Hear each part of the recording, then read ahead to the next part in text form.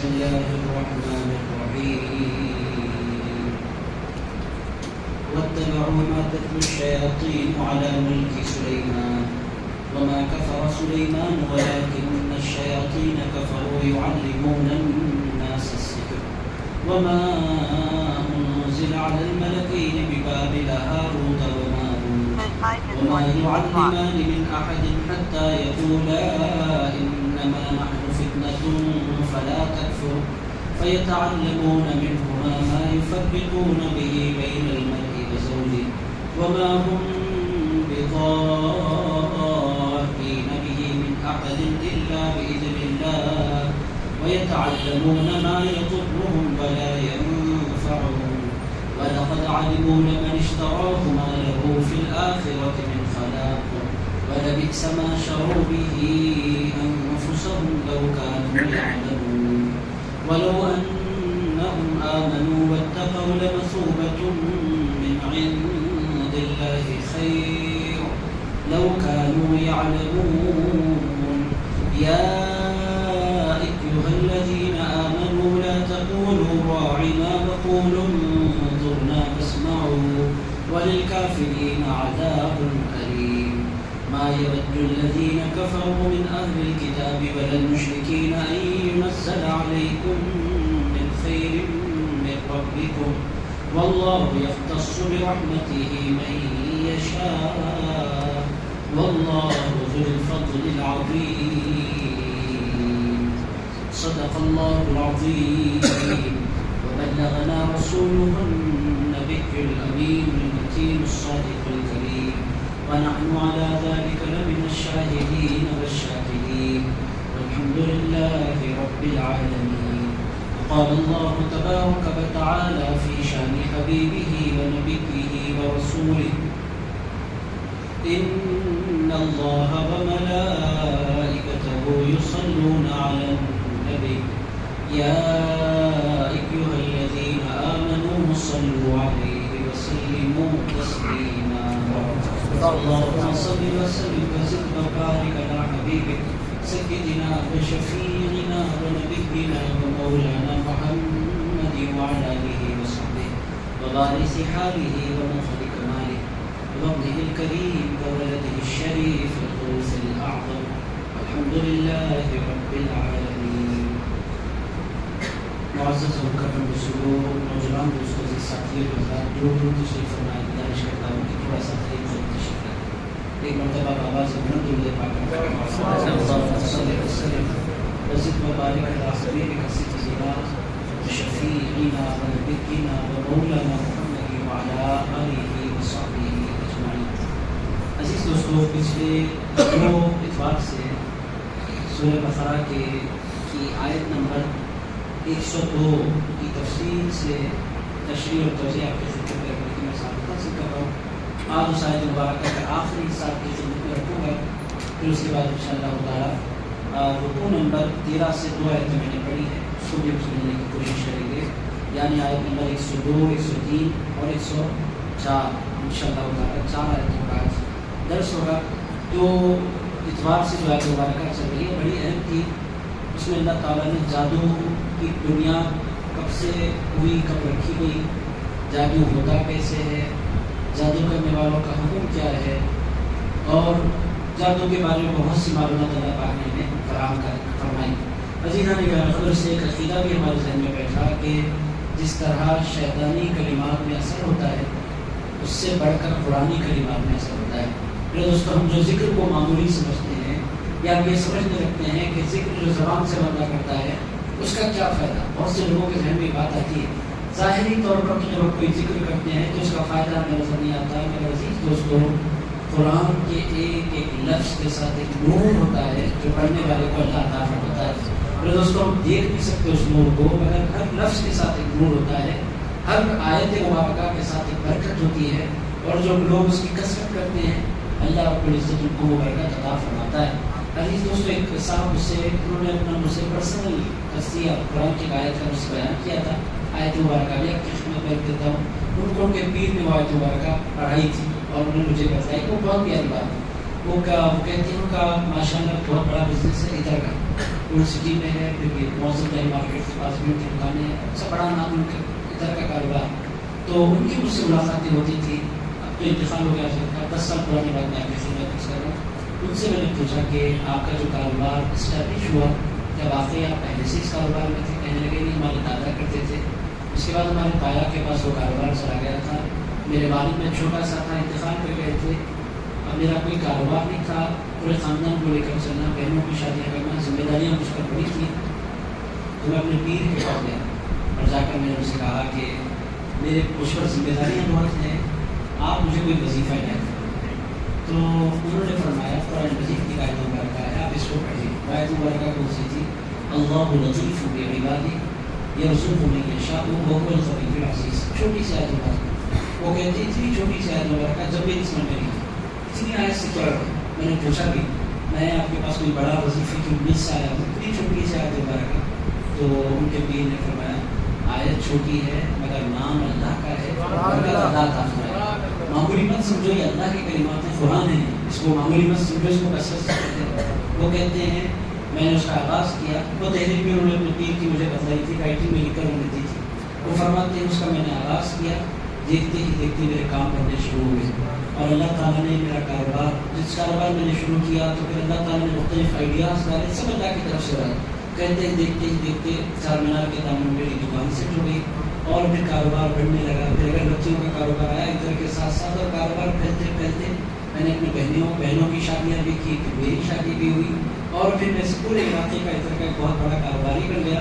وہ کہتے ہیں میرا ایمان ہے کہ یہ ساری برکت اللہ کے کلام کی ہے. عزیز دوستو، ایمان کے ساتھ جب کوئی بندہ اللہ کے کلمات کو پڑھتا ہے کہ آیت مبارکہ وہی سمجھاتی ہے. شیطان کے کلمات، اس کا منتر اور اس کا اثر جادو کی شکل میں ہو سکتا ہے، تو پھر قرآن کا اثر برکت کی شکل میں کیوں نہیں ہو سکتا؟ شفا کے طور پر قرآن کا اثر کیوں نہیں ہو سکتا؟ یہ کیسی لاجک ہے کہ شیطان کے منتروں کو تو بندہ قبول کرے اور اللہ کی آیتوں کی اہمیت کا بندہ انکار کرے. یہ آیات مبارکہ ہمیں سمجھاتی ہیں کہ کبھی بھی کوئی بھی نام، کوئی بھی آیت، کوئی بھی وظیفہ پڑھے تو ہمیں بے یقینی کے ساتھ نہیں پڑھنا چاہیے، پورے یقین کے ساتھ پڑھنا چاہیے. یہی تو بات ہے جو اللہ پاک نے ہمیں اس آیت مبارکہ کے ذریعے وہ کرتے کیا تھے؟ وَاتَّبَعُوا مَا تَتْلُو الشَّيَاطِينُ عَلَىٰ مُلْكِ سُلَيْمَانَ. وہ کرتے کیا تھے؟ سلیمان علیہ السلام کی زمانے میں شیاطین جو کلمات پڑھتے تھے وہ لوگ اس کی پیروی کرتے تھے. یعنی شیاطین کے کلمات، شیطان کے کلمات کا مطلب کیا؟ منتر، شیطانی منتر، اس میں اثر ہو سکتا ہے تو اللہ کے کلام میں کیوں نہیں ہو سکتا؟ پھر دوستوں میں نے بڑی تفصیلات کی خدمت میں جادو، عمل ہوتا کیسے ہے، اس کی قسمیں کیا ہے، کون سا فیکٹر ہے جو عامل کے عمل میں اثر کرتا ہے، ساری تفصیلات میں نے رکھی. اب یہ جو جادو سیکھتے تھے لوگ، ان سے جادو سکھانے سے پہلے دو فرشتے تھے، ان کے نام آپ کو یاد ہے؟ ہاروت اور یاد رکھیں گے آپ انشاءاللہ. یہ دونوں نام، یہ کہاں کے رہنے والے تھے؟ دو فرشتے کہاں اترے تھے؟ کہاں پر؟ بابل. کہاں پر؟ بابل کہاں پر ہے؟ عراق. بابل کہاں پر ہے؟ عراق سے آپ جب بغداد شریف سے گزر جائیں گے، عراق کنٹری عراق ہے، بغداد شریف کے بالکل پاس یہ شہر ہے. تو بابل میں یہ دو فرشتے اترے تھے. آپ بولیں گے بھی ہیں، ہم جا کر زیارت کرنا چاہتے ہیں؟ نہیں. سلیمان علیہ السلام کے زمانے میں اللہ نے بطور امتحان ان کو اتارا تھا، اب وہ موجود وہاں پر نہیں ہے، ورنہ پوری دنیا جمع ہو جاتی تھی فرشتوں کے دیدار کے لیے.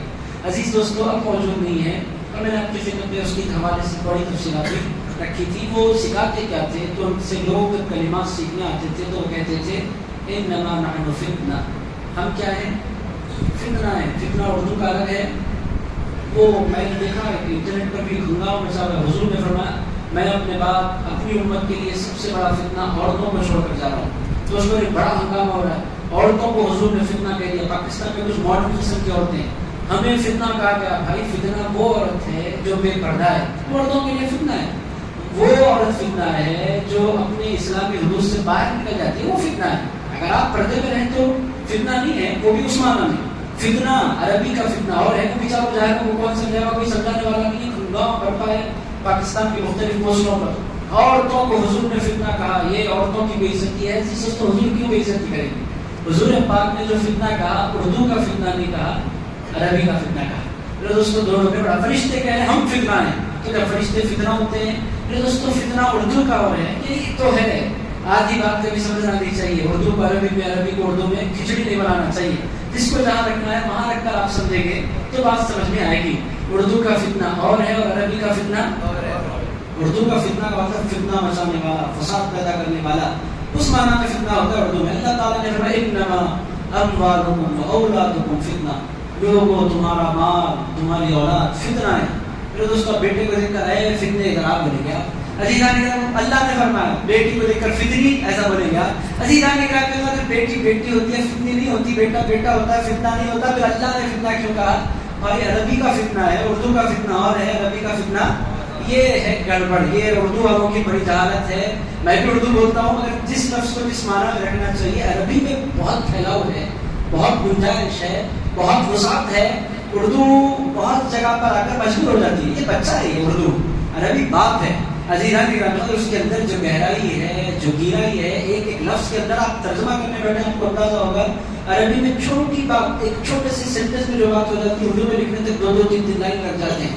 جو لوگ ٹرانسلیشن سے بات ان کو پتا ہوتا ہے اردو کے اندر بہت پھیلاؤ ہے اور عربی میں بہت چھوٹے چھوٹے لفظوں میں ایک سمندر. آپ یوں کہہ سکتے ہیں کہ قطرہ ہوتا ہے، اردو والے اس کو ایک سمندر بنا سکتے ہیں. اتنی گہرائی اس میں ہے. تو یہ ہے عربی کا فتنہ اور ہے، اردو کا فتنہ. قرآن میں جو فتنہ کہا گیا وہ برے معنی میں نہیں ہے. حضور نے جو فتنہ عورتوں کو کہا وہ برے معنی میں نہیں ہے، یعنی غیر محرم عورت. جہاں بھی عورت کو حضور نے فتنہ کہا، اللہ کے رسول نے کبھی ماں کو فتنہ نہیں کہا. ماں کے قدموں کے نیچے جنت دے دی. اللہ کے رسول نے کبھی بہن کو فتنہ نہیں کہا. بہن کی شادی کروانے پر اللہ تعالیٰ اللہ کے رسول نے جنت کی بشارت دے دی. حضور نے کبھی بیوی کو فتنہ نہیں کہا. حضور نے تو بیوی کو آدھا دین کہا. حضور نے کبھی بیٹی کو فتنہ نہیں کہا. حضور نے تو فرمایا بیٹی اللہ کی رحمت ہے. عزیزان کرام پھر فتنہ کون ہے؟ جو غیر محرم ہے. آپ کسی بھی غیر محرم کی طرف بڑھیں گے تو آپ کے لیے باعث فتنہ ہوگی. کسی بھی قسم کا رابطہ غیر محرم سے آپ بڑھائیں گے تو آگے چل کر آپ کے لیے وہ باعث نقصان ہوگا. یہ حقیقت ہے. غیر محرم عورت سے کسی بھی قسم کا کوئی بھی کانٹیکٹ ایمان کی سلامتی کا باعث نہیں بنتا. شروع میں آپ کو ہمدردی ہے، یہ میرے اللہ کے لیے میں محبت میں خلوص کے ساتھ پیش آ رہا ہوں. کب خلوص کو شرارت میں بدل جاتا ہے تو خود اندازہ نہیں لگتا. جہاں جتنا خلوص بتلانا ہے وہاں اتنا ہی خلوص بتلانا ہے. جسٹ فرینڈشپ ہے. یہ فرینڈشپ میں آگے کن کی منزلوں میں جاتی ہے وہ پوچھیے آپ مجھ سے. عزیزان نے کہا فرینڈشپ کے لیے کیا مرض ختم ہو گئے کہ عورتوں سے فرینڈشپ کرتے بیٹھے ہیں؟ عزیزان ہم براڈ مائنڈڈ ہیں، ہم بہت ماڈرن لوگ ہیں. ماڈرن لوگ کیا کیا کرتے ہیں ہمیں سب پتا ہے. عزیزان نے کہا ہمیں مت بتلائیے کہ ماڈرن کے نام، ماڈرنزم کے نام پر کیا کیا ہوتا ہے. یہ سب دھوکہ ہے، فراڈ ہے. آپ کے لیے، عورت کے لیے محفوظ کیا ہے جہاں وہ محفوظ قلعہ؟ تو عورت کے لیے محفوظ قلعہ اس کا اپنا رشتہ دار مرد ہے جس کو اسلام نے محرم کہا. باپ اس کے لیے حفاظت کا ایک بہت بڑا ذریعہ ہے، بھائی ہے اور بیٹا ہے اور پھر خانجہ بھتیجا جن پر بھروسہ کیا جا سکتا ہے. تو میرے دوستوں فتنہ آپ کی سمجھ میں آ گیا. یہ اردو والوں کو سمجھایا گیا. آپ لوگ ہم سب اردو والے بیٹھے ہیں، اردو والے پھر اردو والوں کو سمجھائیں بھائی وہ فتنہ اور ہے اور یہ فتنہ. اردو کا فتنہ مصیبت کے لیے شرارت جو کرے، بدماشی جو کرے اس کو بہت بڑا فتنہ ہے بھائی. وہ مطلب یہ بہت فساد برپا کرنے والا ہے، مفسد ہے، فسادی ہے اس معنی میں ہوتا ہے. اور عربی میں فتنہ آزمائش، عربی میں فتنہ. یہ الفاظ یاد رکھیں گے آپ انشاءاللہ. عزیز دوستو تو جب بھی فرشتوں کے پاس لوگ آتے تھے جادو سیکھنے کے لیے تو ان سے فرشتے کہتے تھے لا تکفر، جادو کرنا کفر ہے، کفر مت کرو. اس کے باوجود بھی کچھ لوگ دنیا میں لالچ کے لیے جادو کرنا چاہتے تھے تو پھر وہ ان کو اجازت، وہ جادو سکھا دیتے تھے. آزمائش کے طور پر ان کو جادو سکھایا جاتا تھا. مگر ہوتا کیا تھا، جو جادو کرے، جو جادو کرائے، جو جادوگروں کے پاس جائے سارے کے سارے اسلام کے دائرے سے خارج ہو جاتے ہیں. میرے دوستو یہ اتنی بڑی وعید ہے. اسلام کے دائرے سے خارج ہو جاتے ہیں جو جادوگروں کے پیچھے پھرا کرتے ہیں. یہ بات ذہن نشین رکھیں. جتنے عامل بیٹھے ہیں ہر عامل اس لائق نہیں رہتا کہ آپ جا کر اس سے تعویذ لے لیں. یہ بات مردوں سے زیادہ خواتین کو سکھانے کی ضرورت ہے. اب آگے آئیے، آج یہاں سے کنٹینیو کریں گے. ان سے جو چیزیں، بہت سی چیزیں سیکھتے تھے مگر اس میں سب سے زیادہ اہم اللہ نے ایک چیز بیان فرمائی وَيَتَعَلَّمُونَ مِنْهُمَا، وہ سیکھتے تھے ان دونوں فرشتوں سے. مِنْهُمَا، ہما سے مطلب وہ دونوں فرشتے ہاروت اور ماروت، ان دونوں سے لوگ سیکھتے تھے. کیا سیکھتے تھے؟ ایسا علم سیکھتے تھے ما یفرقون بہ، جس علم کے ذریعے وہ جدا کر دیں بین المرء وزوجہ، میاں اور بیوی کے درمیان جدائی ڈال دیں، ایسا عمل سیکھتے تھے۔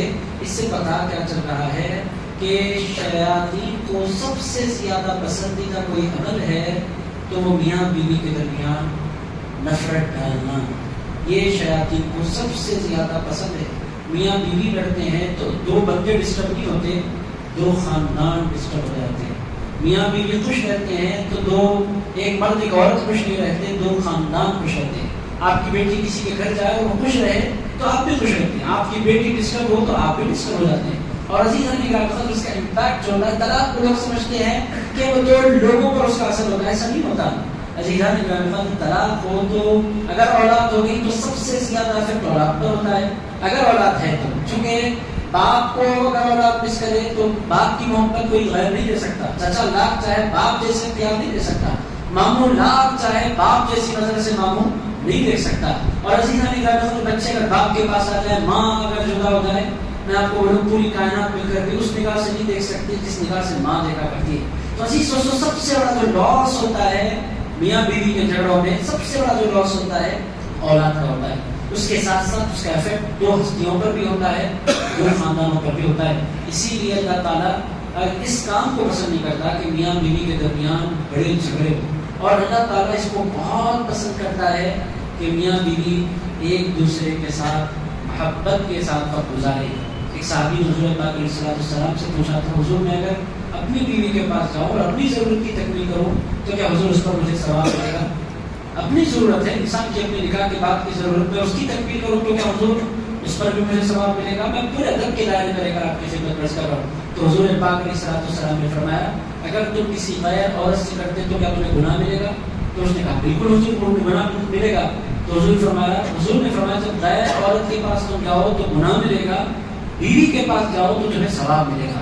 عزیزان اکرام، یہ ایک انتہائی خوبصورت رشتہ ہے، اور رسول اللہ علیہ السلام نے یہاں تک فرمایا کہ جب شوہر اپنی بیوی کو یا بیوی اپنے شوہر کو محبت سے دیکھتی ہے تو اللہ ان دونوں کو محبت بھری نگاہوں سے دیکھتا ہے، کیونکہ یہ حرام کے ذریعے ایک دوسرے کو نہیں دیکھ رہے ہیں، نکاح کے ذریعے ایک دوسرے کو دیکھ رہے ہیں۔ تو عزیز دوستو، اللہ اور اس کے رسول چاہتے کیا ہیں؟ یہ جو رشتہ ہے میاں بیوی کا، یہ رشتہ مضبوط ہو، مضبوط سے مضبوط تر ہو۔ کیا طلاق حرام ہے؟ طلاق حرام نہیں ہے، حلال ہے۔ مگر حضور نے ارشاد فرمایا، ابغض الحلال الی اللہ الطلاق۔ حضور فرماتے ہیں حلال کام اللہ کو کوئی ایسا نہیں ہے جو حلال ہو اور اللہ کو پسند نہ ہو۔ حلال کام اللہ کو پسند ہے، مگر حضور فرماتے ہیں حلال کاموں میں سب سے زیادہ ناپسند اللہ کو کوئی کام ہے تو وہ طلاق ہے۔ طلاق حلال ہے مگر پسندیدہ نہیں ہے۔ ابغض الحلال، حلال کاموں میں سب سے زیادہ ناپسندیدہ کوئی کام ہے تو وہ ہے طلاق۔ ہمارے پاس اردو میں اس کو طلاق بولتے ہیں، طلاق بھی ہے سورۃ الطلاق، نام پر تشدید لگانا نہیں چاہیے، اس کو کہنا چاہیے طلاق۔ اردو والے اس کو کیا بولتے ہیں؟ آپ بولیں میں خالی اردو والوں کی چٹھی اٹھا رہا ہوں۔ عزیزان اکرام، جو ہمارے پاس گڑبڑ ہے وہ گڑبڑ ہے، بھی اردو والے عزیز دوستوں، جو گڑبڑ ہے وہ گڑبڑ ہے، طلاق نہیں ہے، کیا ہے وہ؟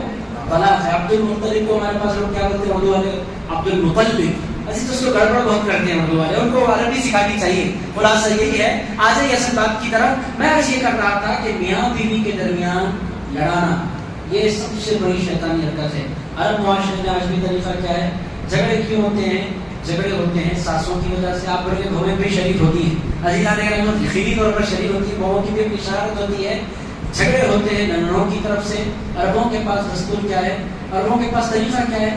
بچہ جوان ہوتا ہے، اس کی جو ہی پڑھائی کمپلیٹ ہوتی ہے، اس پر ایک بڑا زبردست بوجھ ہوتا ہے، مجھے شادی کرنی ہے۔ آپ بڑے ہمارے پاس تو شادی ہو جاتی ہے، وہاں پر ایسا نہیں ہوتا۔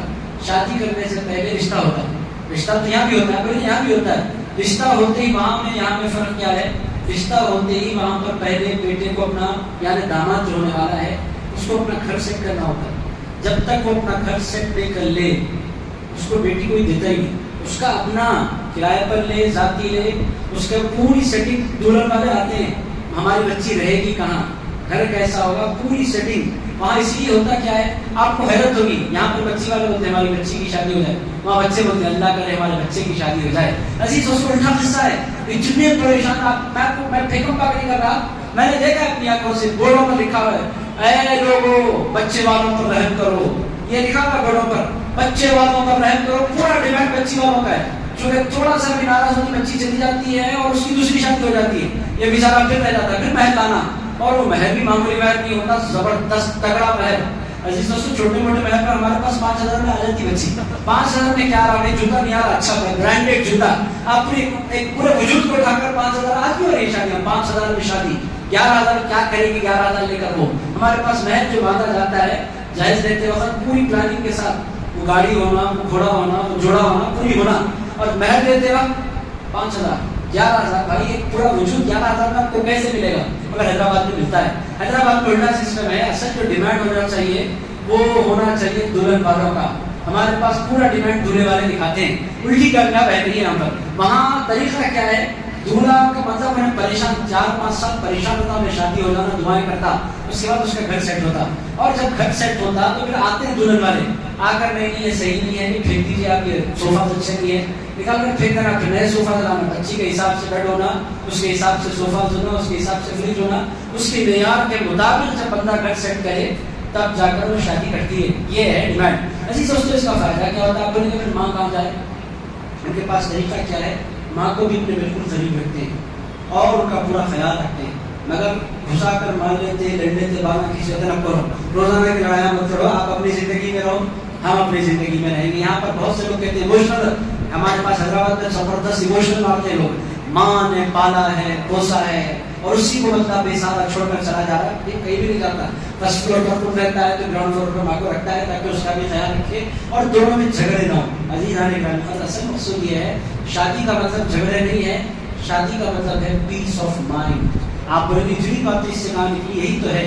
اللہ تعالیٰ فرماتا ہے میاں بیوی کے درمیان لڑائیاں ڈالنا، میاں بیوی کو لڑانا، اور بہت سے لوگ جتنی بڑی فیملی اتنی بڑی بڑی لڑائیاں، اور بہت سے لوگ بہت مزہ کرتے ہیں لڑا کر اور سمجھتے ہیں بہت عبادت کا کام کر رہے ہیں میاں بیوی کو لڑا کر، جبکہ یہ شیطانی کام ہے، جادوگروں کا کام ہے۔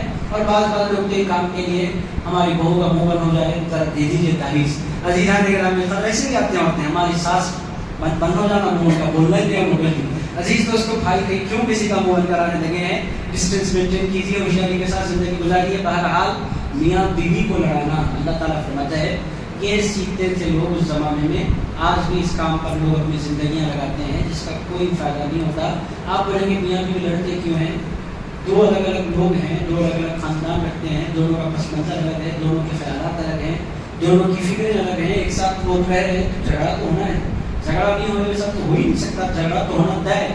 اس کے بعد اس بات کو سمجھنے کی ضرورت ہے کہ جھگڑا ہو گیا ہے تو مجھے سارٹ آؤٹ کر لینا چاہیے۔ اور سب سے بڑی غلطی میاں بیوی کرتی کیا ہے، وہ میری بہن کو میں اپنی سپورٹ میں لوں، یہ سمجھتا ہے شوہر میری بہن میری سپورٹ میں کھڑی ہو جائے گی، جا کر پوری کہانیاں سناتا ہے اور انہیں اس سے فتنہ ڈالتی ہے، وہ حقیقی فتنہ بن جاتی ہے۔ عزیز دوستو، میاں بیوی کو ایک دوسرے کی بات کسی سے شیئر نہیں کرنا چاہیے۔ کمرے کے اندر آپ لڑ لو، مان لو، پٹ جاؤ، وہ آپ کا اپنا میٹر ہے، مگر باہر اس مسئلے کو کبھی پہنچانا نہیں چاہیے۔ فیصلے، نشستیں، یہ جو ہوتی ہیں بڑے مسائل اللہ پاک نے اب آپ بولیں گے جادو میں جب اثر ہے تو ہمارا کیا ہوگا؟ اللہ پاک نے یہاں پر ایک اصول بیان فرمایا، یہ ہے ایمان کو مضبوط کرنے والا۔ اللہ پاک فرماتا ہے وَمَا هُمْ بِضَارِّينَ بِهِ مِنْ أَحَدٍ، اس جادو کے ذریعے وہ کسی کو نقصان نہیں پہنچا سکتے إِلَّا بِإِذْنِ اللَّهِ۔ جادو ہر جادوگر کو دیکھ کر آپ ڈریں گے تو ڈرنے کی ضرورت نہیں ہے، جادو کا اثر اسی وقت ہوتا ہے جب اللہ کی مرضی ہو۔ اللہ نہیں چاہے تو دنیا کا کوئی جادوگر آپ کا بال بھی بکا نہیں کر سکتا۔ یہ ہے اصول کی بات، ہمیں ڈرنا نہیں چاہیے، ہمیں اللہ کی پناہ میں آ جانا چاہیے۔ عزیزان گرامی، جادوگروں کو دیکھ کر ہمیں گھبرانا نہیں چاہیے، وہ عامل ہے یہ عامل، ہمیں نہیں ڈرنا۔ بعض لوگ خالی ٹینشن اور انہوں کیا کرا دیے کی، وہ کیا کرا دیے کی، کچھ بھی نہیں ہوتا۔ لوگ چپے ڈرانے کے لیے لیمبو لا کر ڈال دیتے ہیں، مرچیاں لا کر ڈال دیتے ہیں، ہائبس سے مر جاتے ہیں، اب میرا کیا ہوگا، میں تو مر جاؤں گا۔ عزیز دوستو، کچھ ہوتے ہی ایموشنلی مارنا، یہ کہتے ہیں بعض لوگ کچھ بھی نہیں کرتے، لا کر ڈال دیتے ہیں گھر کے سامنے، تھوڑی سی تلک لگا کر وہ لا کر ڈال دیا، جس سے مطلب ان کی حیبت، میں مر جاؤں گا، مجھے ہارٹ اٹیک آ جائے گا، مجھے مارنے کی پوری پلاننگ ہو گئی۔ اللہ نے اصول بیان فرمایا وَمَا هُمْ بِضَارِّينَ بِهِ، اس جادو کے ذریعے وہ نقصان نہیں پہنچا سکتے، مِنْ أَحَدٍ، کسی کو بھی، إِلَّا بِإِذْنِ اللَّهِ، شرط ہے اللہ کا اذن ہو، اللہ کی اجازت ہو۔ جادو بھی اثر کرتا ہے، اللہ کے اذن کے بغیر نہیں کر سکتا۔ اب آپ بولیں گے اللہ نے جادو میں اثر کیوں رکھا؟ میں آپ سے پلٹ کر پوچھوں، اللہ نے بندوں میں اثر کیوں رکھا؟ عزیز دوستو، جو جس کی طرف لینا چاہے لیتا ہے، دنیا یہ دنیا ہے۔ اللہ بندوں کا اثر ختم نہیں کر دیتا، چاقوؤں کا اثر ختم نہیں کر دیتا، چاقو چلانے والا چلاتا ہے اور مرنے والا مرتا ہے۔ تو چلانے والے کو گناہ ملتا ہے، اسی طرح جادو کرنے والے کو گناہ ملتا ہے۔ اب اللہ تعالیٰ نے کسی کی موت لکھی ہے تو انسان مرتا بھی ہے، کسی کو نقصان لکھا ہے تو نقصان ہوتا بھی ہے، انسان کو چاہیے اپنے سیکورٹی کے سامان کرے۔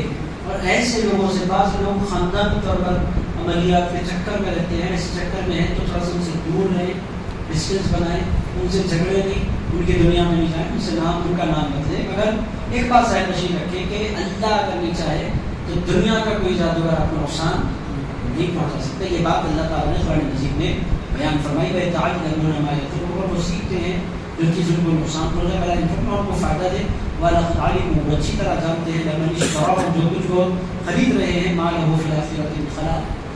اللہ پاک فرماتا ہے جادو کے ذریعے دنیا میں تو کچھ لوگ فائدہ اٹھا سکتے ہیں، مگر ایک بات ذہن نشین رکھ لو، جادو کرنے والوں کو آخرت میں کوئی فائدہ پہنچنے والا نہیں ہے۔ دنیا کے تھوڑے سے فائدے کے لیے ہو سکتا ہے دنیا سے کچھ فائدہ تمہیں مل جائے، مگر آخرت میں تمہیں اس کے بعد کوئی فائدہ پہنچنے والا نہیں ہے۔ پیسے تو مل سکتے ہیں، جادو کرانے کے بعد نجات نہیں مل سکتی۔ ہمارے یہاں بہت سے لوگ ہولڈنگس کی لائن میں، ان کا بچہ مر جائے، ان کا وہ ہوگا، ان کا کاروبار بیٹھ جائے، ان کی شکل ختم ہو جائے، بھائی کیا ہے، کون سی دنیا میں آپ چیز ہے؟ کاروبار کیجیے، میدان میں آئیے، مقابلہ کیجیے مردانہ طور پر۔ یہ کیا ایک دوسرے کے خلاف کر لیتا ہے؟ نہ، یہ ہمارے مسلمانوں میں بھی میں دیکھ رہا ہوں یہ بہت زیادہ ہوتا چلا جا رہا ہے۔ کاروبار کی فیلڈ میں خاص طور پر مقابلہ کیجیے، مردانہ بنائیے، مقابلہ کیجیے، آپ بھی اپنا کاروبار کیجیے، وہ بھی اپنا کام کرتے ہیں، آپ بھی اپنا کھانا بنائیے، وہ بھی اپنا کھانا بناتے ہیں۔ ہمارے لائن میں لا کر انہیں کیوں بنا؟ بھائی آپ، اللہ سب کو کھلانے والا ہے، اللہ سب کا رزاق ہے۔ آپ مقابلہ بیس پر کیجیے اور کھانے پر کیجیے، اور مقابلہ ٹیسٹ پر کیجیے، اس پر ٹکرنے کے بجائے بہت سے لوگ جادو ٹونوں کے چکروں میں پڑ جاتے ہیں۔ ایک فیلڈ میں آپ کی خدمت میں اس کی بہت سی فیلڈ ہیں۔ اللہ پاک فرماتا ہے دنیا تو لوگ تمہارے ہو سکتا ہے مہینے کو 10 لاکھ کمائے، 20 لاکھ کمائے، 30 لاکھ کمائے مہینے کے، اگر اسی سوچ لو نقصان کیا ہے؟ مَا لَهُ فِي الْآخِرَةِ مِنْ خَلَاقٍ۔ اللہ پاک فرماتا ہے دنیا میں تو فائدہ ہو سکتا ہے، آخرت میں ان کے لیے کوئی حصہ نہیں ہے۔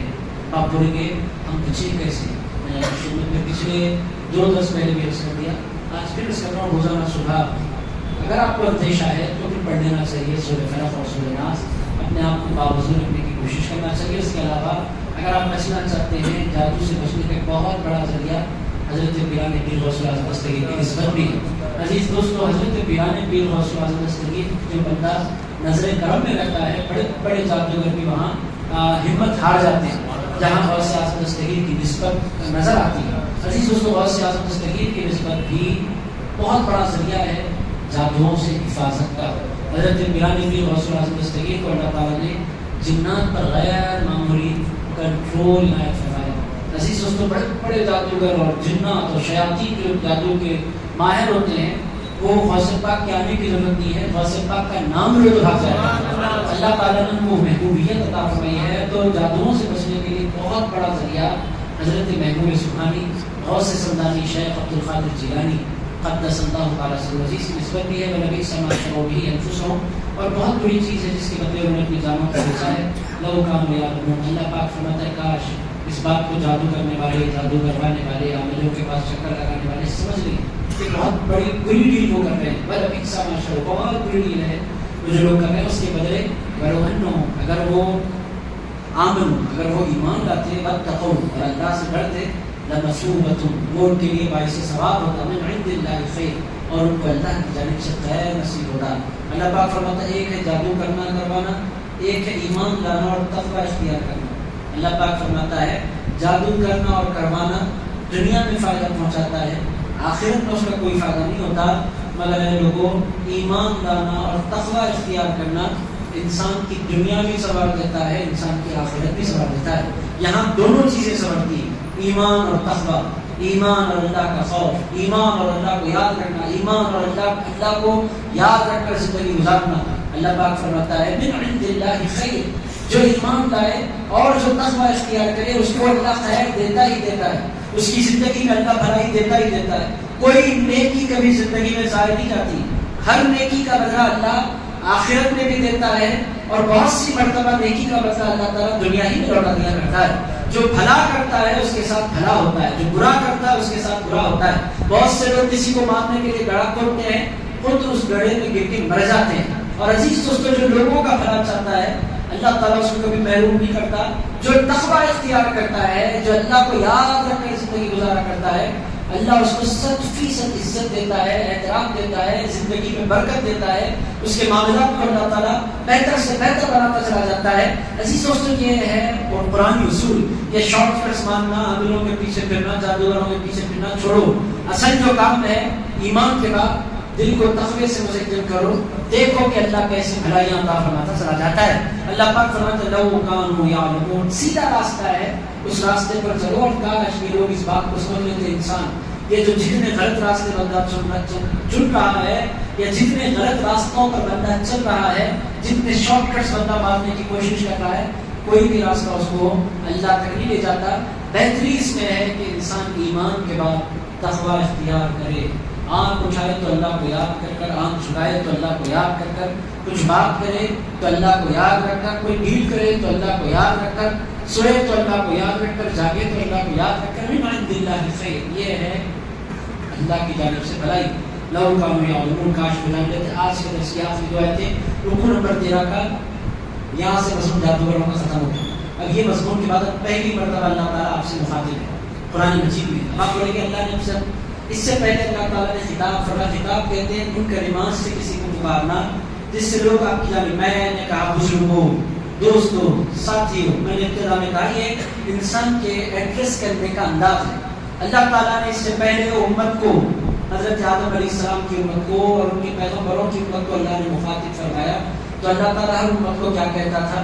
یا قوم نوح، یا قوم صالح، یا قوم لوط۔ اللہ تعالیٰ پیغمبر کے نام سے انسانوں کو منسوخ کر کے پکارا کرتا تھا۔ قرآن مجید میں اللہ تعالیٰ نے انسانوں کو، بالخصوص مسلمانوں کو پکارنے کا الگ طریقہ اختیار فرمایا۔ اس میں بھی بڑی عزت ہے مسلمانوں کی۔ میرے دوستو، اس سے پہلے بھی اللہ تعالیٰ نے ان کو مخاطب فرمایا سورہ بقرہ کے 30 رکوع میں، یا ایھا الناس، وہ پوری دنیا کے سارے مسلمان انسانوں سے خطاب تھا۔ اعبدوا ربکم، اپنے رب کی عبادت کرو، الذی خلقکم، جس نے تمہیں پیدا فرمایا۔ اب پہلی مرتبہ اللہ تعالیٰ ایمان والوں سے خطاب کرنے والا ہے۔ یہ آیت بڑی اہم ہے۔ اب آپ سوچیں کہ قرآن کا پہلا خطاب آپ سے، ہم سے ہو رہا ہے۔ اب تک اللہ تعالیٰ نے پہلے وہ کوالٹیز بیان فرمائی ایمان والوں کی، پھر کچھ کوالٹیز بیان فرمائی کافروں کی، پھر کچھ کوالٹیز بیان فرمائی آپ نے دیکھا منافقین کی، پھر اس کے بعد اللہ تعالیٰ نے اللہ پر ایمان لانے کی دعوت دی۔ اس کے بعد پھر حضرت وہ بھی پوری دنیا کے سارے انسانوں کو، پھر حضرت آدم کا قصہ بیان فرمایا، پھر بنی اسرائیل کے قصے شروع ہو گئے، تو پورا آدھا پارا تقریباً بنی اسرائیل کے قصوں میں گزر گیا۔ اب پہلی مرتبہ اللہ تعالیٰ ایمان والوں کو ایڈریس کر رہا ہے۔ اب آپ دیکھیں کیا انداز ہے اللہ کے ایڈریس کرنے کا، آپ جھومیں گے اگر آپ کو پتا چلے کہ کتنی بڑی عزت ہے۔ اللہ تعالیٰ فرماتا ہے یا ایھا الذین آمنوا، اے وہ لوگ جو ایمان لے آئے۔ میرے دوستو، اللہ تعالیٰ نے اپنے حبیب کے سارے غلاموں کو ایمان کی سرٹیفکیٹ عطا فرما دی۔ اللہ تعالیٰ ہم تمام سے جب مخاطب ہوتا ہے، اللہ تعالیٰ یوں بھی کہہ سکتا تھا یا قوم محمد، اے محمد صلی اللہ علیہ وسلم کی قوم۔ اگر اللہ تعالیٰ ہمیں اس قوم کہہ کر نہیں پکارتا، اللہ ہمیں ایمان والا کہہ کر پکارا کرتا ہے۔ میرے دوستو، یہ بہت بڑا آنر ہے اگر آپ اس کو سمجھیں۔ اللہ نے اس سے پہلے کسی قوم کو اتنی عزت سے اے ایمان والو، یہ بہت بڑی عزت ہے اگر آپ اس کو سمجھیں، یہ کتنا بڑا شرف ہے۔ اللہ تعالیٰ پہلے مرتبہ مخاطب قرآن مجید میں یا ایھا الذین آمنوا، آپ بولیں گے اب کون سی بات اللہ نے بولے گا؟ نماز قائم کرو، روزہ رکھو، زکات دو، حج کرو، کیا بولے گا اللہ؟ آپ دل دھڑک رہے ہوں گے آپ کے کہ پہلی مرتبہ قرآن میں اللہ آپ سے کلام فرما رہا ہے، کون سا حکم دے گا؟ بڑا دلچسپ حکم ہے، لا تقولوا راعنا، اے لوگوں راعنا مت بولو۔ آپ بولیں گے راعنا کیا ہے؟ اب آپ لوگوں کے ذہن میں آ رہا ہوگا یہ راعنا کیا ہے۔ عزیز دوستو، ہوتا کیا تھا، حضور پاک جب کوئی بات بیان فرماتے تو صحابہ کرام بہت ادب کے ساتھ بیٹھتے، ایک بندہ بھی گھومتا نہیں، ایک بندہ بھی سوتا نہیں، ایک بندہ بھی کہیں اور متوجہ نہیں ہوتا، اور سارے کے سارے بندے دو سامنے بیٹھ کر بہت ادب سے حضور کی بات سنتے۔ اور حضور پاک کا طریقہ کیا تھا؟ حضور جب گفتگو فرماتے تو بہت بلند آواز سے حضور گفتگو نہیں فرماتے، حضور درمیانی آواز سے کلام فرماتے۔ اور کبھی کبھی ایسا ہوتا کہ حضور کچھ بیان فرماتے، صحابہ میں سے کچھ نئے صحابہ ہوتے جن کا ابھی بھی انہوں نے اسلام میں کلمہ پڑھا، کچھ باتیں ان کی سمجھ میں نہیں آتی، تو وہ کیا کہتے حضور کی خدمت میں بیٹھ کر؟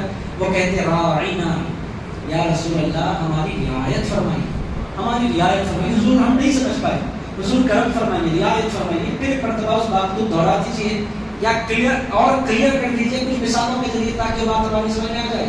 یہ بات تھی حضور کے دربار میں، کیا کہنے کے کلمات کیا کہتے تھے وہ؟ راعینا، کیا کہتے تھے؟ راعینا، یہ کلمات کو کہتے تھے صحابہ.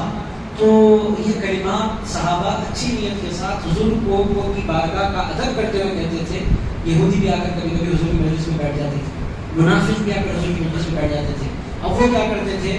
وہ راعینا کہنے کے بجائے را الف عین نون الف راعینا، عین کے بعد یہاں پر یا نہیں ہے، عین کے بعد کیا ہے؟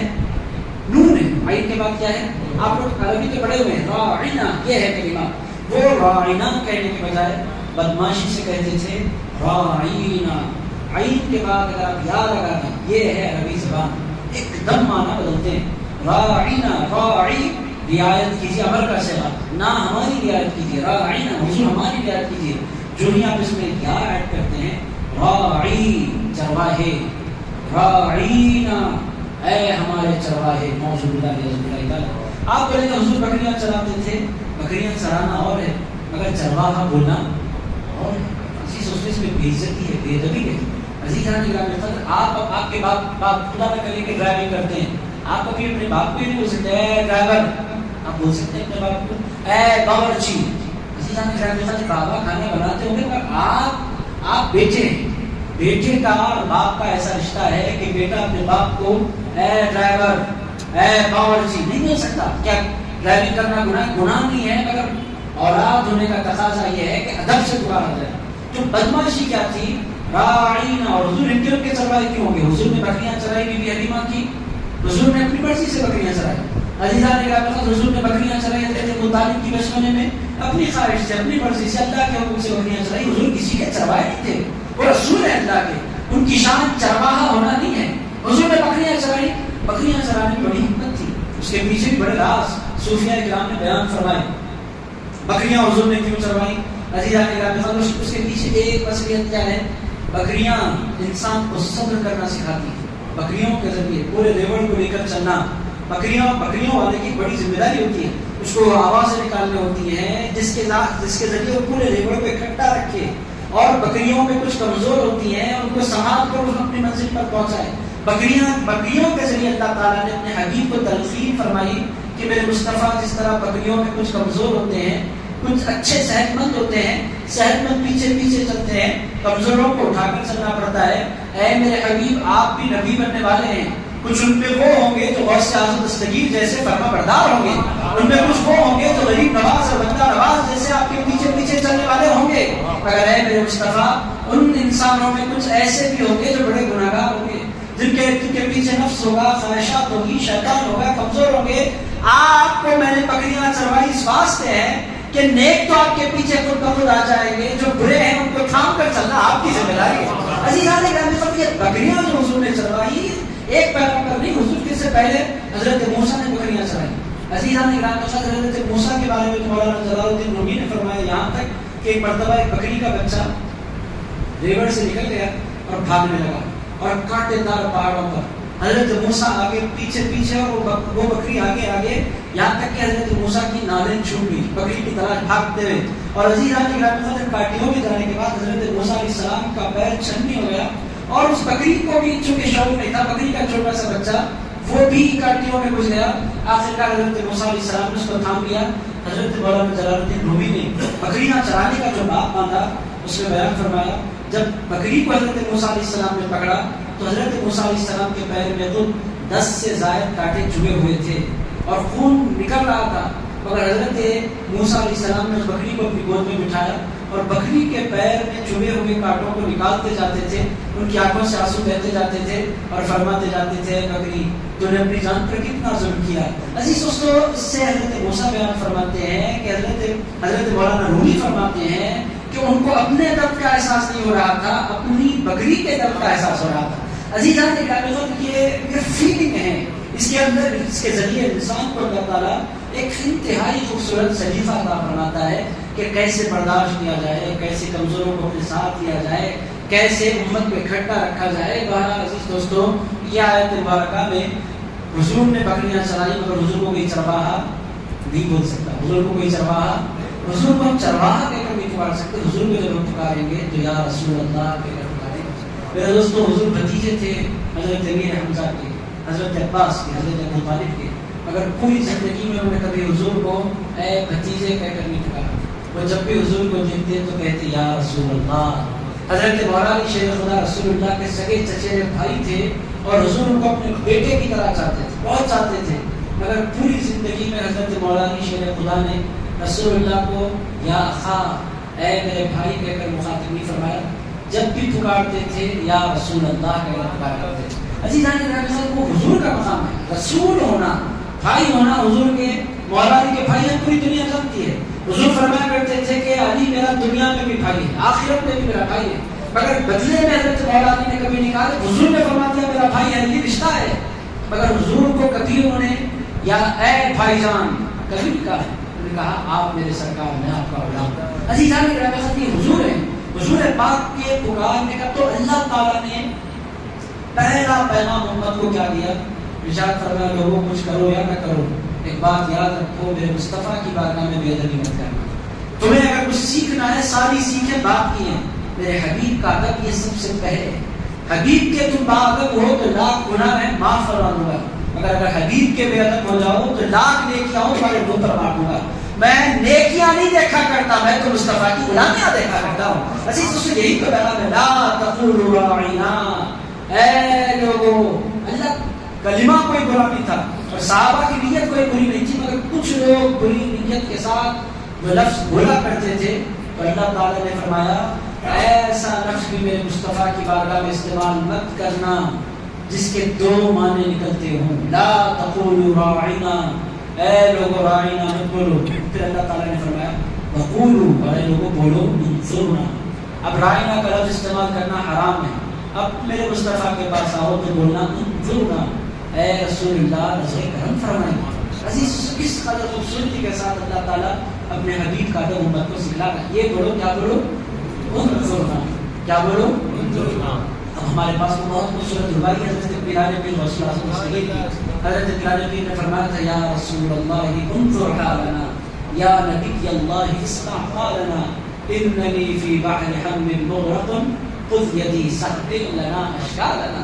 یہ حضرت بلال بن رسول اللہ نے قرآن کی اس آیت مبارکہ سے کلمہ کیا ہے, یا رسول اللہ انظر حالنا, یا رسول اللہ میرے حال پر نظر کرم فرمائیے, یا نبی اللہ اسمع قالنا, میرے سرکار میری گزارش سماعت فرما لیجیے. اور اس کے بعد اننی فی بحر حم مغرق, سرکار میں غموں کے سمندر میں ڈوبا ہوا ہوں, خذ یدی, میرے حضور میرا ساتھ, میرا ہاتھ تھام لیجیے, سہل لنا اشکالنا, میرے حضور میرے سارے پرابلمس کو سالو فرما دیجیے. سہل لنا اشکالنا, میرے دوستو یہ ہے قرآن. اللہ تعالیٰ فرماتا ہے یا ایھا الذین آمنوا, اس سے پتا کیا چل رہا ہے, اللہ کو سب سے بڑھ کر کوئی بھی حکم اللہ دے سکتا تھا. نماز قائم کرو, روزہ رکھو, زکات دو, حج کرو, زنا مت کرو, شراب مت پیو, سود مت کھاؤ, یہ سارے حکم سچ بول دو, جھوٹ مت بولو. اللہ پاک فرماتا ہے ساری باتیں بعد میں ہے, سب سے پہلے میرے حبیب کے بارگاہ کے بعد بن جاؤ. اے لوگوں, اسی لیے اہل سنت و جماعت کے پاس سارے اعمال سے بڑھ کر جس عمل کو اہمیت دی جاتی ہے وہ حضور کی بارگاہ کا ادب ہے.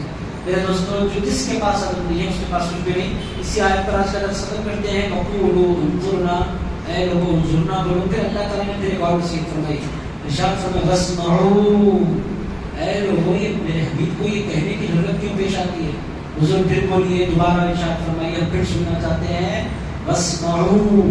جب میرے مصطفیٰ بولنے لگے تو کان لگا کر سنو ان کی بات, ایسا سنو کہ پھر دوبارہ کہنے کی تمہیں ضرورت پیش ہی نہیں ہے. واسمعوا, اور سے سنو میرے حبیب کی بات. اس کے بعد اللہ تعالیٰ نے فرمایا وللکافرین عذاب الیم, فرمایا کفر کرنے والوں کے لیے سخت ترین عذاب ہے. کفر کیا ہے؟ اللہ تعالیٰ فرماتا ہے میرے حبیب کی بارگاہ میں بے ادبی کرنا کفر ہے. کوئی ایسا کلمہ میرے مصطفیٰ کی بارگاہ میں استعمال کرنا جس میں بے ادبی کا شائبہ ہو, ایسا لفظ بھی استعمال کرنا کفر ہے. عزیز دوستو, یہ ہے حضور کی بارگاہ.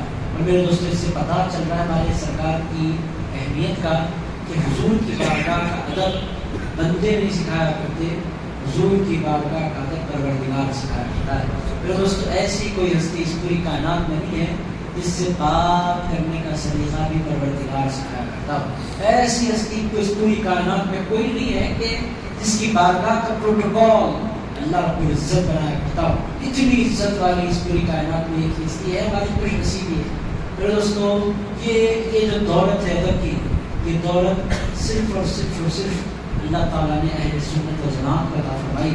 میرے دوستوں ہمارے پاس ادب پہ بنا ہے, ہمارے پاس جو ادب ہے وہ دنیا آپ کہتے ہیں آپ سنی کیوں, اس کا آپ ایک آنسر دے سکتے ہیں, میں سنی اس واسطے ہوں کہ میں ادب والا ہوں. عزیزان گرامی قدر, غیر سنیوں کے پاس عبادت ہوگی سب ہوگا, ادب نہیں ہوگا. حضور کی جالیوں کے سامنے پیر پھیلا دیتے ہیں, کعبے کے سامنے پیر پھیلا دیتے ہیں, قرآن کو پیر پر رکھ لیتے ہیں, ہر کام بے ادبی کرتے ہیں. اور عزیز دوست ہمارے پاس حضور کی جالیاں تو جالیاں ہیں, حضور کی روزے کی تصویر بھی نظر آ جائے پیر نہیں پھیلا سکتے. میرے دوست ہمارے پاس ادب ہے, ہم بہت باادب ہیں. یہ اللہ کا فضل ہے ہم پر کہ اللہ تعالیٰ نے ہم کو ادب والوں میں پیدا فرمایا. باقی ان شاء اللہ تعالیٰ درس آئندہ اتوار کو کنٹینیو کرتے ہیں. کوشچن آپ کا ہے تو اس کو شامل کر لیتے ہیں, اگر نہیں ہے تو پھر ان شاء اللہ تعالیٰ دعا کی طرف کرتے ہیں. آپ سے کوئی ڈاؤٹ رہ گیا, آپ کو درس کے حوالے سے کوئی بات آپ کو پیچیدہ نظر آ رہی ہے تو آپ بالکل اس کو پوچھ سکتے ہیں. اور بہت سے لوگوں نے کہا ہمیں پوچھنا نہیں چاہتا, آپ لکھ کر لا سکتے. پچھلے اتوار صاحب نے اپنا کوشچن لکھ کر دیا تھا, اگر آپ کے پاس بھی کوشچن تھی. ہے کہ اقامت میں جب مؤذن اقامت کہے تو دو طریقے کے لوگ نظر آتے ہیں. ایک وہ لوگ ہیں جو اقامت میں حی علی الصلاۃ حی علی الفلاح پر کھڑے ہوتے ہیں. کچھ لوگ وہ ہیں جو اقامت کا آغاز ہوتے ہی کھڑے ہو جاتے ہیں. درست طریقہ کیا ہے؟ اصل میں اقامت کا اصول کیا ہے؟ اقامت تابع ہے امام کی. امام اگر کھڑا ہے تو پھر عوام کو بھی کھڑا ہونا پڑتا ہے. امام اگر بیٹھا ہے تو عوام کو بھی بیٹھ جانا پڑتا ہے. حضور پاک علیہ السلام کے دور مبارک میں حضور کا گھر مبارک, حضور کا جو حجرہ مبارک تھا وہ مسجد نبوی کے اندر تھا. حضرت بلال حضرت آقا کائنات کا اشارہ دے کر اقامت شروع کرتے تھے. اور حضور پاک باہر تشریف لاتے, عام طور پر حی علی الصلاۃ حی علی الفلاح پر حضور باہر تشریف لاتے, اور حضور جو ہی باہر تشریف لاتے صحابہ اٹھ کر کھڑے ہو جاتے. تو عزیزان گرامی اگر امام بیٹھا ہے کہ میں مقتدی ہوں نماز میں بھی آپ مقتدی ہیں, نماز سے پہلے بھی امام ہوتا ہے. امام کے تابع ہوتی ہے پوری قوم, امام کو دیکھنا چاہیے. امام اگر خدا نخواستہ مبارک سے تشریف لائے, اشہد ان لا الہ الا اللہ پر وہ کھڑے ہو گئے تو امت جو کے تابع ہوتی ہے امام کے, امت کھڑی ہو جائے گی. اگر امام بیٹھے ہیں, اب بہت بڑی جماعت ہے, بعض مرتبہ مجبوری ہوتی ہے, جمعہ کا بہت بڑا مجمع ہے, امام صاحب کو پہلے سے کھڑے ہو کر صفے درست کرنے کا موقع ہے, امام صاحب کی مرضی اگر وہ کھڑے ہو جائیں تو پھر عوام پر بھی لازم ہوتا ہے. بہت سے لوگوں کو دیکھتے ہیں امام کھڑا ہے وہ بیٹھے, ایسا نہیں ہو سکتا. امام کھڑا ہے عوام کھڑی ہوتی ہے, امام بیٹھا ہے عوام بھی بیٹھے رہے گی. یہ بہت سیدھا سادہ مسئلہ ہے عزیزان گرامی, اس میں کوئی پیچیدگی نہیں ہے. جس طرح نماز میں امام کو فالو کرنا ہے, نماز سے پہلے بھی امام کو فالو کرنا ہے. بہت سے لوگ امام ابھی بیٹھا ہے کھڑے ہو جاتے ہیں, غلط ہے. امام اگر بیٹھ, اور بہت سے لوگ امام کھڑا ہے بیٹھ جاتے ہیں, یہ بھی غلط ہے. امام کھڑا ہے تو آپ کھڑے ہوں گے, امام بیٹھا ہے تو بیٹھیں گے. امام کا کھڑا ہو, حضور چونکہ حی علی الصلاۃ حی علی الفلاح پر مسلے پر پہنچتے تھے تو عام طور پر ائمہ بھی اس کی پیروی کرتے ہوئے حی علی الصلاۃ حی علی الفلاح پر کھڑے ہوتے ہیں. تو یہی اس کا دستور ہے. اور ایک بات میں ضرور آپ کی خدمت میں کروں گا, ان مسائل میں جھگڑنا نہیں چاہیے. نظیران نگران قدر فالو کر لینا چاہیے بات کو سمجھ لینے کے بعد, مگر جھگڑنا نہیں چاہیے. کوئی نیا بندہ آیا ہے, اس کو معلوم نہیں ہے, تھوڑی سی نرمی کے ساتھ, بات میں محبت کے ساتھ یہ باتیں سمجھا دینا چاہیے. بعض عنوانات ایسے نہیں ہوتے جس پر ہم جھگڑا کر لیں. بہت سے علاقوں میں چھوٹی چھوٹی باتوں کو لے کر لوگ ایک دوسرے سے دس کا گریبان ہو جاتے ہیں, ایک دوسرے کو مار پیٹ کر لیتے. کوئی درست نہیں ہے. یہ مسائل اختلاف مختلفی مسائل ہیں. اہل سنت کا ایک موقف ہے, دیگر جماعتوں کا ایک موقف ہے, اور ان باتوں میں میں نہیں سمجھتا کہ زیادہ تشدد کی ضرورت ہے. آپ دائرے اہل سنت سے باہر ہوئے, اتنا ٹائٹ بھی مت ماریے. اس بات کو جتنا رکھنا ہے, ہمارے پاس بعض ہمارے بھائی آپ سن بھی لے رہے, آپ کھڑے ہو گئے, اتنا بھی ٹائٹ مت ماریے کہ اتنی چھوٹی بات پر آپ کسی کو سنیت کے دائرے سے خارج کریں. محبت کے ساتھ اس کو سمجھائیے کہ آپ کو امام کی پیروی کرنی ہے, امام بیٹھے ہیں تو آپ کو بیٹھنا ہے. کوئی اور کچھ نہ کچھ رکھ سکتے. غوث پاک سے نسبت ہم کیسے رکھ سکتے ہیں؟ How to be connected with غوث اعظم, یہ پوچھ رہے ہیں کہ غوث پاک سے رشتہ جوڑنے کا, نسبت جوڑنے کا طریقہ کیا ہے؟ عزیز دوستو, سیدھی بات ہے. غوث پاک سے رشتہ جوڑنا یا نسبت جوڑنے کا ایک سیدھا سادہ طریقہ یہ ہے کہ بندہ سلسلہ عالیہ قادریہ میں بیعت ہو جائے. یہ سب سے اعلیٰ ہے, سب سے افضل طریقہ ہے کہ انسان مرید ہو جائے. مرید ایک معنی میں بیٹے کی طرح ہوتا ہے, روحانی بیٹا ہو جاتا ہے جو مرید ہوتا ہے, اور پیر جو ہوتا ہے اس کا روحانی باپ ہوتا ہے. تو عزیزان گرامی سب سے بہترین طریقہ حضرت بلال بن غوث الاعظم دستگیر فرماتے ہیں میرے مرید کے سر پر میرا ہاتھ ایسے ہوتا ہے جیسے زمین پر آسمان. عزیز دوستوں مگر وہ غوث پاک کے سلسلے میں بیعت ہونے کے لیے پیر ملنا ضروری ہے. اب آپ کو پیر ہی کوئی نہیں مل رہا مرید کیسے ہو؟ تو عزیز دوستوں بڑے پیر نے اس کا بھی آنسر دیا. غوث پاک فرماتے ہیں کوئی بندہ میرے سلسلے میں بیعت ہونا چاہتا ہے اور اس کو میرا کوئی نمائندہ نظر نہیں آ رہا, سچا آدمی اور میرے راستے پر چلنے والا, میری خلاف کرنے والا کوئی بندہ نظر نہیں آ رہا. غوث الاعظم دستگیر فرماتے ہیں جو بندہ دنیا کے جس خطے میں بھی رہے اگر وہ بولے کہ غوث الاعظم میرے پیر ہیں, میدان محشر میں اس کا حشر میرے مریدوں کے ساتھ ہی ہوگا.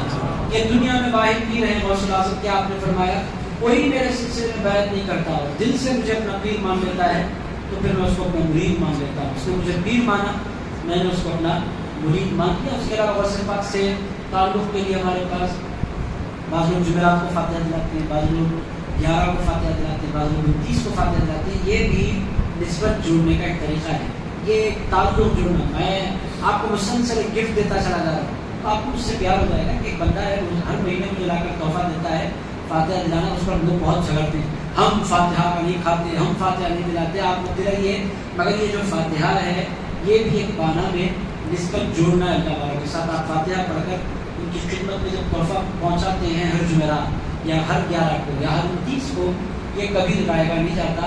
اللہ تعالیٰ آپ کے نام کے ساتھ, آپ کے بابا کے نام کے ساتھ غوث پاک کو اطلاع پہنچاتا ہے کہ فلاں بندے نے فلاں علاقے میں آپ کے لیے قرآن پڑھا ہے, آپ کو اس کا تحفہ بھیجا ہے. تو عزیز دوستو مسلسل جب تحفہ جاتا ہے تو ایک نسبت بن جاتی ہے. میں نے آپ کی خدمت میں کتنے طریقے پیش کیے نسبت کے؟ 3 طریقے. پہلا طریقہ بیعت ہو جانا, دوسرا طریقہ بیعت کو نہیں ہو سکے تو کم سے کم دل میں ان کو اپنا پیر مان لینا, یا دوسرا طریقہ, تیسرا طریقہ مہینے میں یا ہر جمعرات ان کی فاتحہ کا اہتمام کرنا. تینوں طریقے نسبت کے لیے بہت خوبصورت ہیں. اور کوئی کچھ آپ حضرات کا بارہ سوچی آپ کا لے لیتے کچھ پڑھتے رہنا چاہیے. عزیزان گرامی قدر کپڑے سنوارنا نہیں چاہیے اور عام طور پر ضرورت نہیں پڑتی کپڑے سنوارنے کی. عزیزان گرامی قدر ایسا بعض لوگوں کو عادت ہوتی ہے کہ وہ ان کو بڑا ذوق ہوتا ہے اپنے کپڑوں کا, تو ہم درست کر لیتے ہیں, شاید درست کر لیتے ہیں اور بڑے اہتمام سے پینٹ شرٹ کو ہو کس طریقے ان کو بڑا خیال ہوتا ہے بھائی اللہ کے راستے میں لگا گئے تو پھر دل لگا کر نماز پڑھ لینی چاہیے اور بار بار کپڑے سنبھالنے سے انسان کو گریز کرنا چاہیے. اور بعض لوگوں کی عادت ہوتی ہے اتنا بڑا گناہ نہیں ہے مگر مکروہ ہے, ناپسندیدہ ہے. کوئی بندہ مجبور ہے فطری طور پر, انہیں باہر بھی کپڑے سنبھالتا رہتا ہے, اندر بھی اس کی عادت ہی, اس کو چھوڑ دینا چاہیے. بیچارہ مجبور ہے ایسا کرنا. عادتاً اگر فطرتاً ہے تو الگ ہے, عادت اگر کوئی بندہ بنائے تو فقہاء نے لکھا ایسا کرنا مکروہ ہے کہ انسان کا خیال اللہ کی جانب ہونا چاہیے, کپڑوں کی جانب نہیں ہونا چاہیے. آج 3 بڑے اچھے کوشچنس آئے. ایک کوشچن حفاظت کے حوالے سے آیا, ایک کوشچن غوث اعظم دستگیر کی نسبت کے حوالے سے آیا, اور ایک کوشچن کس حوالے سے آیا, کپڑے سنوارنے کے حوالے سے آیا. تو 3 کوشچنس آپ کے آئے. کوشچنس کے ذریعے میں سمجھتا ہوں کہ باتیں کلیئر ہو گئی. کوشچنس رکھیے تیار اور پوچھیے. درس میں بھی کچھ نہ کچھ اگر ڈاؤٹ آ رہا ہے, کوئی لفظ سمجھ میں نہیں آ رہا ہے, کوئی لفظ کے معنی آپ کے ذہن میں نہیں بیٹھے تو عزیزان گرامی قدر درس قرآن کی ذرا دل لگا کر سنیے.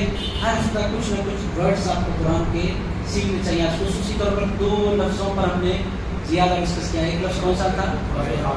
ایک تو فتنہ, اور ایک کون سا تھا؟ راعنا. 2 الفاظ آپ لوگوں نے سیکھے. کے لیے میٹھا گھر میں بنانا ضروری ہے یا غیر مسلم کی دکان سے لائیں تو بھی ہو جائے گا؟ عزیزان گرامی قدر وہ تخبے کے معیارات ہیں. غیر مسلم کی دکان سے کوئی بندہ کھائے تو حرام تو نہیں ہے, بزنس ہے, وہ بیچ رہا ہے, آپ خرید رہے ہیں. اب جو متقی لوگ ہیں وہ بڑا اہتمام کرتے ہیں. عزیزان گرامی قدر تقویٰ الگ ہے, فتویٰ تو ہے کہ بالکل آپ کھا سکتے ہیں دکان سے لے کر. آپ غیر مسلموں کی, اب میک ڈونلڈس مسلمانوں کا تو ہوتا نہیں ہے, اب KFC لوگ کھا رہے ہیں, دنیا کھا رہے ہیں لوگ. تو عزیز دوست یہ ہے فتویٰ کے کھایا جا سکتا ہے. تقوی پر اگر کوئی بندہ آ جائے تو پھر وہ جتنا احتیاط کرے گا. اب وہ ایک ساتھ نے اس سے کہا کہ بکرے کا گوشت میں نے کھانا چھوڑ دیا. دیکھا کیوں نہیں کھاتے؟ کہنے لگے وہ جو قصاب ہیں وہ بسم اللہ پر نہیں بولتے. اب وہ نہیں بولتے ہیں تو میں کھانا کھاؤں کیسے؟ اللہ کا نام ہی لیا گیا. تو عزیزان گرامی ان کا جو ہے وہ تقویٰ ہے, مگر ان کا جو تقویٰ ہے وہ پوری امت پر وہ امپلیمنٹ نہیں کر سکتے. عزیزان گرامی فتویٰ اور ہے اور تقویٰ اور ہے. فتوے کا مطلب جائز ہے, یہ فتویٰ ہے. میں نہیں کھاتا, یہ تقویٰ ہے. حضرت امام اعظم ابو حنیفہ ایک مرتبہ ایک بندے نے آیا, آ کر پوچھا حضرت امام سے کہ بکری میری چوری ہو گئی, آپ کوئی وظیفہ دیجیے. امام نے وظیفہ دے دیا. دینے کے بعد جو لوگ بیٹھے تھے ان سے پوچھا بکری عام طور پر کتنے سال زندہ رہتی ہے؟ کوفے میں لوگوں نے کہا بکری کی ایوریج جو ایج ہوتی ہے وہ 7 سال کے آس پاس ہوتی ہے. ارشاد فرمایا آج سے 7 سال تک میں بکرے کا گوشت کھانے والا نہیں ہوں. لوگوں نے کہا کیوں؟ ارشاد فرمایا کہیں ایسا نہ ہو کہ چوری کی ہوئی بکری بازار میں آ جائے اور اس کا گوشت مجھ تک پہنچ جائے. میں چوری کی ہوئی بکری کھانا نہیں چاہتا. لوگوں نے کہا اتنا آپ کیوں سوچتے ہیں؟ ارشاد فرمایا فتویٰ یہ ہے کہ کھایا جا سکتا ہے, یہ جو میں نہیں کھا رہا ہوں یہ میرا تقویٰ ہے. عزیزان اکرام فتویٰ اور ہوتا ہے, تقویٰ اور ہوتا ہے. حضرت امام اعظم ابو حنیفہ نے فرمایا تھا 1 دینار کے برابر اگر گندگی کپڑوں پر اس سے کم لگے, کپڑا نام پاک نہیں ہوتا, اس پر اگر کوئی بندہ نماز پڑھ لے تو نماز ہو جاتی ہے. فتویٰ امام نے دے دیا. تشریف لے جا رہے تھے, بازو سے بندہ گزرا, اس کی چپل سے چند چھینٹے اڑے, امام اعظم کے کپڑے پر گرے. امام اعظم راستہ بدلے, مسجد جانے سے پہلے دریا گئے, دریائے فرات پر بیٹھے, کپڑا دھلتے گئے. اس کو جب تک وہ صاف نہیں ہو گیا وہ ان کا دل مطمئن نہیں ہوا. لوگوں نے پوچھا امام آپ ہی کا فتویٰ ہے کوئی 1 درہم سے کم لگے گندگی تو کپڑا ناپاک نہیں ہوتا, آپ دھو کیوں رہے ہیں؟ ارشاد فرمایا وہ جو میں نے دیا تھا وہ فتویٰ ہے, یہ جو میں دھو رہا ہوں یہ تقویٰ ہے. تو عزیزان اکرام غیر مسلم کی دکان سے نہیں لانا, جی نہیں سکیں گے. حیدرآباد میں بڑا ڈیفیکلٹ ہے. اگر آپ واقعی متقی ہیں, حیدرآباد میں بزرگ آئے تھے, ہمارے اسد الدین اویسی صاحب جو ایم پی ہیں ان کے پیر شیخ نور کا نام, جارڈن میں رہتے ہیں. آپ کو حیرت ہوگی وہ کسی باورچی کے ہاتھ کا پکا ہوا نہیں کھاتے. عزیزان اکرام پھر چونکہ وہ کہتے ہیں باورچی بے نمازی ہو گیا تو حضرت بے نمازی کا کیا ہوتا, نمازی ہونا نہیں, میں بے نمازی کے ہاتھ کا کھانا کھاتے ہی نہیں. اب کہاں سے باورچی نمازی ڈھونڈ کر لائیں؟ تو عزیز دوستوں وہ خود پکاتے ہیں کھانا, ایسے بھی ہیں اولیاء اللہ, خود پکاتے ہیں خود کھاتے ہیں. عزیز وہ کہتے ہیں میں کسی کو اگر واقعی پھر بیوی کا پکا ہوا کھاتے ہیں, چونکہ بیوی ان کی نمازی مواد, تو بہت سے سفروں میں کیا کرتے ہیں وہ اپنی بیوی کو اپنے ساتھ لاتے ہیں. بیوی کھانا پکاتی ہے, شوہر بیٹھ کر کھاتے ہیں. وہ کہتے ہیں میں بے نمازی کے ہاتھ کا کھانا نہیں کھاتا. فتویٰ کیا ہے؟ بے نمازی کے ہاتھ کا کھانا نہیں کھانا چاہیے. ایسا تو بھوکے مر جائیں گے, پریشانیاں بند ہو جائیں گے. عزیزان اکرام یا تو پھر پورے باورچیوں کو 5 وقت کی نماز پڑھانا. عزیز دوستوں باورچیوں سے تو 5 وقت کی نماز پڑھانا رہے گا کہ آپ شادی میں آپ کھانا نہیں کھائیں گے. عزیز تو کھانا کھانے کی ضرورت ہے, انسان کھاتا ہے, آپ بھی کھاتے ہیں, میں بھی کھاتا ہوں, کل بھی میں نے شادی کھائی. تو عزیز دوستوں شادی کا کھانا کھایا جا سکتا ہے اور ہمیں یقین ہے کہ جو باورچی ہے وہ بے نمازی ہے, کھانا بالکل جائز ہے. اگر آپ نہیں کھائیں تو پھر کیا بولیں گے آپ اس کو, یہ ہے تقویٰ. تو اسی دوستوں تقویٰ ایک الگ لیول کی چیز ہے اور وہ ہر ایک پر آپ امپلیمنٹ نہیں کر سکتے. بازار کا نہیں کھاتے اور گوشت نہیں کھاتے. عزیزان اکرام چکن سے کتنے لوگ, اس کے عزیز الدین صاحب جامعہ جامعہ کے مفتی ہیں, زندگی میں چکن نہیں کھاتے. لوگوں کو روکتے نہیں تھے اور کھاتے نہیں تھے. فرماتے تھے یہ جو جانور ہے, جانور کو ذبح کرنے کے بعد اس کا جو چمڑا ہے وہ نکالنے سے پہلے اس کے ٹھنڈا ہو جانے تک جانور کو وقت دینا چاہیے. اس سے پہلے اگر جانور کے جسم سے اگر بال اس کے نوچ لیں تو یہ ظلم ہے, اور چکن کے ساتھ مرغیوں کے ساتھ یہ ظلم ہوتا ہے. اور جب کھانا ظلم کے بعد آئے وہ میں نہیں کھا سکتا. عزیز دوستوں کیا چکن کھانا حرام ہے بولیں گے؟ وہ بولتے تھے جائز ہے, مگر میرا تقویٰ مجھے اس بات کی اجازت نہیں دیتا. تو بہرحال آپ کو سمجھ میں آ رہا ہے, ہر فتوے پر عمل نہیں کرنا ہے. فتوے کے بعد آپ کا دل, اس لیے حضور نے فرمایا سب سے بڑا مفتی تیرا دل ہے. آپ دل کو ہمیشہ مفتی بنا دیں گے. ہمیشہ ان معاملات میں آپ بولیں گے میرا مفتی سب سے بڑا, میرا دل سب سے بڑا مفتی ہے, میں فتوے دوں گا. عزیز دوستو آپ فتوے دینے کے لیول پر نہیں آئے. فتویٰ مل جانے کے بعد بھی کوئی راستہ تقویٰ کا نظر آ رہا ہے, آپ کے اپنے ایمان کے لیول سے آپ اس کی حفاظت کرنا چاہتے ہیں, بالکل درست ہے. میں اس کی اگر مثالیں دوں تو اولیاء اللہ کی پوری زندگیاں بھری پڑی ہیں ان مثالوں سے کہ وہ کیسے کیسے لوگ بچتے تھے اور کیسے کیسے احتیاط فرما کرتے تھے. مدینہ منورہ میں آپ دیکھیں کچھ لوگ چپل نہیں پہنتے. فتویٰ یہ ہے کہ چپل پہن کر پھرا جا سکتا ہے مدینے میں. اگر کوئی نہیں پہنتا تو اس کا ادب ہے, اس کا تقویٰ ہے, اس کی محبت ہے. عزیز اس کو فتویٰ اور ہوتا ہے, تقویٰ. سمجھ میں آ گئی بات؟ حضرت نے ایک ایسا کوشچن پوچھا جس کو پوری تقریر ہو سکتی ہے 1 گھنٹے کی. اب میں تقریر نہیں کرتا, 2-4 مثالیں میں نے آپ کی خدمت میں رکھی ہیں. میں سمجھتا ہوں کہ یہ چند مثالیں آپ حضرات کے لیے کافی ہیں. اللہ رب العزت کے بارے میں دعا کرتا ہوں, اے پاک پروردگار ہم تمام کو فتوے والی زندگی عطا فرما. اے اللہ ہم تمام کو تقوی والی زندگی عطا فرما. اے پاک پروردگار ہم تمام کو شیطان کی شر سے بچا. اے اللہ جادوگروں کی صحبتوں سے بچا.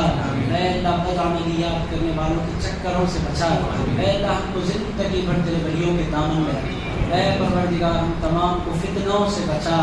اے پروردگار ہم تمام کو آفتوں سے بچا. اے پروردگار ہم تمام کو جادو کے بد اثر اثرات سے بچا. اے پروردگار تمام کو تقوی والی زندگی عطا فرما, تجھے یاد رکھ کر زندگی گزارنے والا بنا. اے پروردگار اہل فلسطین پر خصوصی رحمتوں کا نزول فرما. اے اللہ جو گھر اجڑ گئے ان کو پھر سے آباد فرما, جو بستیاں برباد ہو رہی ہیں ان کو پھر سے آباد فرما. اے پروردگار مسجد اقصی کی حفاظت فرما. اے پروردگار پوری دنیا کے مسلمانوں پر کرم فرما. اے اللہ جو نئی حکومت بنی ہے مولا اس کو مسلمانوں کے حق میں بہتر بنا دے. اے پروردگار آنے والے دنوں میں اے اللہ کمیونل لوگوں کو شکست دوچار فرما. اے اللہ جو نفرت رکھتے ہیں مولا ان کی نفرتوں کو, ان کی سازشوں کو انہیں پر پلٹ دے. اور اے اللہ محبت کی فضا ہندوستان میں عام فرما. اے اللہ گنگا جمنی تہذیب کی حفاظت فرما. اے اللہ مسلمانوں کو ہندوؤں کا, ہندوؤں کو مسلمانوں کا خیال رکھنے کی توفیق عطا فرما. اے اللہ نفرتوں کا کاروبار جلد سے جلد بند فرما. اے اللہ کشمیر سے کنیا کماری مسلمانوں کے جان و مال کی عزت اور ان کی حفاظت فرما. صلی اللہ تعالی علی خیر خلقہ سیدنا و مولانا محمد وعلی آلہ وصحبہ وسلم. الحمد للہ.